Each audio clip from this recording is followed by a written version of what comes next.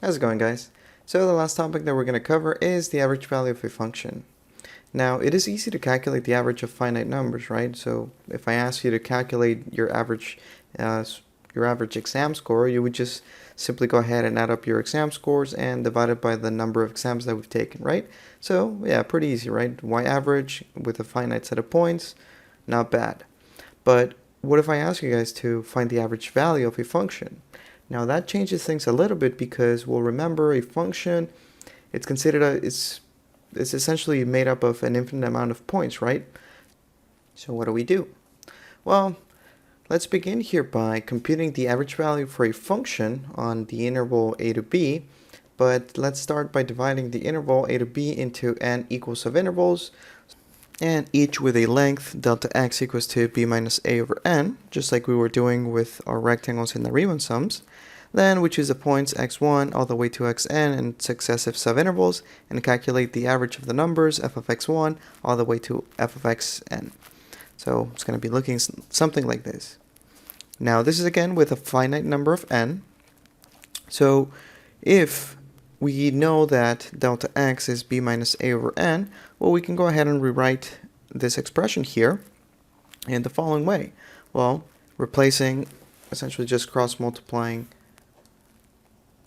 the delta x and the n, we get here that n is equals to b minus a over delta x. So we get the following.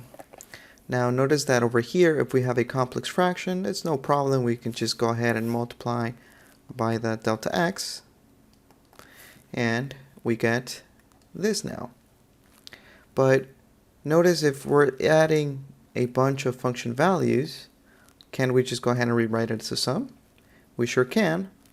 And now we have that our same expression, the f of x1 adding all the way to f of xn over n, is the same thing as 1 over b minus a times the sum as I goes from 1 to n for f of xi times delta x. Now you probably guess where this is going. What if we let the n increase all the way to infinity? Well, if we let n increase, the limiting value will be the limit as n approaches infinity for 1 over b minus a times the sum, which, what do you know, we can rewrite here as a definite integral. So we can see that the average value for a function f on the closed interval a to b is the following. So f average is 1 over b minus a times the integral from a to b for f of x dx. So there we go. This is the average value for a function. Pretty neat, guys. So now let's find the average value for a function here. Let's say that we know that f of x is x squared. So what's the average value on the interval from 0 to 4? So let's go ahead and calculate it. We're going to have here f average is going to be equals to 1 over b minus a, so 1 over 4 times the integral from 0 to 4 for x squared dx, which gives us here 1/4 x cubed over 3, and we're going to be evaluating at 0 and 4. So we're going to be getting here a 1/4 times 4 cubed, that's a 64 over 3, but 64 divided by 4, that's going to give us a 16 over 3. So there we go. Okay, now I want to show you guys a nice application of knowing, okay, what's the average value for a function, and it comes in the way of the mean value theorem for integrals. So if f is continuous on the closed interval a to b, then there exists a number c in the closed interval a to b such that f of c is equals to the average of the function, or 1 over b times the integral from a to b for f of x dx. Now equivalently, we can also rewrite this as the integral from a to b for f of x dx is equals to f of c times b minus a. Now, I prefer this version of the mean value theorem for integrals because it's a little bit easier to interpret geometrically. Well, So what it's telling us is, remember that the integral, the definite integral, is referring to the area underneath the curve, right? So if we're going from A, let's say, to B here, then the definite integral is telling us, okay, well, this is our area.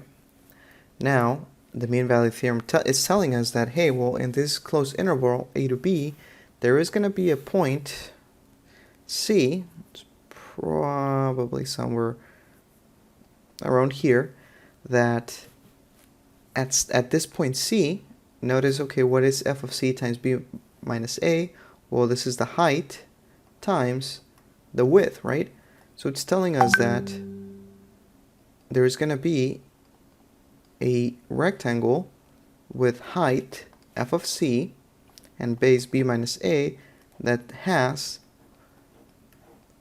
the same area as the integral, or the same value as the definite integral, basically. So yeah, that's the mean value theorem for integrals. Now let's practice one problem here. So let's go ahead and find all values of C that satisfy the mean value theorem for f of x equals to 1 plus x squared on the interval from 1 to 2. No, I'm sorry, it's negative 1 to 2. Okay, so the mean value theorem says that the integral from a to b for f of x dx is equals to the function value at some c times b minus a. So we can see here that our a is the negative 1, our b is the 2, and we have our function here. So let's find out what is the definite integral.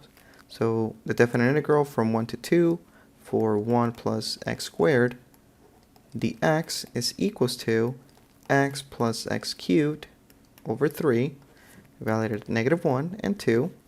So it's going to give us here a 2 plus 8/3 minus a negative 1 minus 1/3.